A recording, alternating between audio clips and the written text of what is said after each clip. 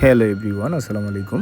আজ আমি চলে এসেছি বাইজিৎ লিংক রোড, চট্টগ্রামের প্রথম বাইপাস রোডে।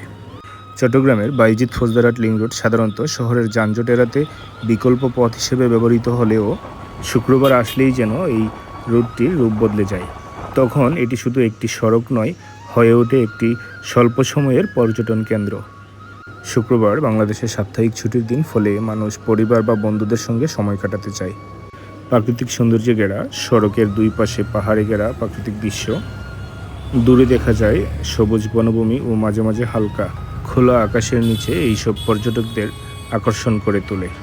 বাইজিৎ লিংক রোড চট্টগ্রামের প্রথম বাইপাস রুট। এটির মাধ্যমে ঢাকা থেকে আসা যানবাহন শহরে প্রবেশ না করেই রাঙ্গামাটি, রাউজান, কাপ্তাই ও রাঙ্গুনিয়া যেতে পারে। সড়কটির পশ্চিম প্রান্ত শুরু হয়েছে ফৌজদারহাট থেকে আর পূর্ব প্রান্ত শেরশাহ এলাকায় শেষ হয়েছে। সড়কটির দৈর্ঘ্য 6 কিলোমিটার। চট্টগ্রামের বাইজিৎ লিংক রোড শহরের প্রথম বাইপাস সড়ক, যা চট্টগ্রামের যানজট নিরসনে গুরুত্বপূর্ণ অবদান রেখেছে। এই বাইজিৎ লিংক রোড, অনেকেই এখানে আসে ছবি তুলতে। পাহাড়, রাস্তা আর প্রকৃতির আলো সব মিলিয়ে ইনস্টাগ্রাম বা ফেসবুকের জন্য পারফেক্ট লোকেশন। এই বাইজিৎ লিংক রুটে সকালের দিকে ঘুরতে যাওয়াই ভালো। আলো সুন্দর, ভিড় কম আর সুন্দর পরিবেশ। প্রতি শুক্রবারে এখানে বসে অস্থায়ী খাবারের দোকান, মেয়েদের পছন্দের খাবার চটপটি, বেলপুরি ও ঝালমুড়ি, আর ছেলেদের জন্য রয়েছে চা, সিঙ্গারা, কফি। প্রতি শুক্রবার এই রোড তার রূপ পরিবর্তন করে হয়ে যায় স্বল্প সময়ের জন্য পর্যটন কেন্দ্র এলাকা।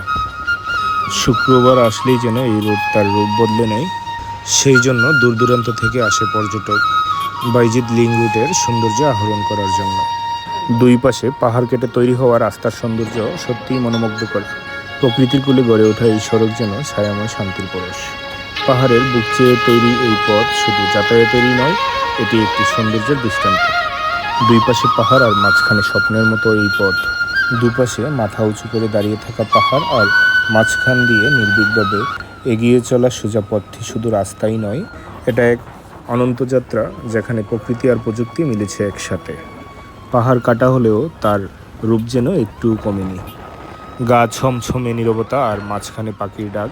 এই রাস্তা যেন বলে, থেমে একটু দেখো, প্রকৃতির গল্প শোনো। সূর্যের আলো পড়লে পাহাড়ের গায়ে খেলে যায় রঙের খেলা। একটা মুহূর্ত যেন হাজার ছবি হয়ে মনের ফ্রেমে আটকে যায়। এটি শুধু রাস্তা নয়, এটি এক ভালোবাসার গল্প, পাহাড়, প্রকৃতি আর মানুষের সাহসিকতার। পাহাড়ের বুক চিরে তৈরি হওয়া এই রাস্তাগুলো যেন এক একটা শিল্পকর্ম। কেউ একবার গেলে বারবার ফিরে যেতে চাইবে।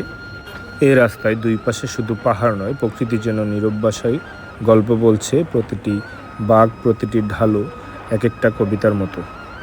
পাহাড় কেটে তৈরি হয়েছে মানুষের পরিশ্রম আর সাহসের ফলে এই পথ। আজ এই পথ হয়ে উঠেছে প্রকৃতি ও প্রযুক্তির মিলন মেলা। প্রকৃতির এমন সৌন্দর্য দেখে মন খারাপ থাকলেও ভালো হয়ে যাবে। যারা আমার মতো ভ্রমণ ভালোবাসেন, তাদের জন্য এক স্বপ্নের রাস্তা। আজ এই পর্যন্তই। পাহাড় আর প্রকৃতির মাঝে ডুবে থাকা এই রাস্তাটুকু আপনাদের সঙ্গে ভাগ করে নিতে পেরে ভালো লাগলো। আবার দেখা হবে নতুন কোনো গন্তব্যে, নতুন কোনো গল্পে, পরবর্তী কোনো সুন্দর স্থান ও ভিডিও নিয়ে। ধন্যবাদ সবাইকে। আসসালামু আলাইকুম।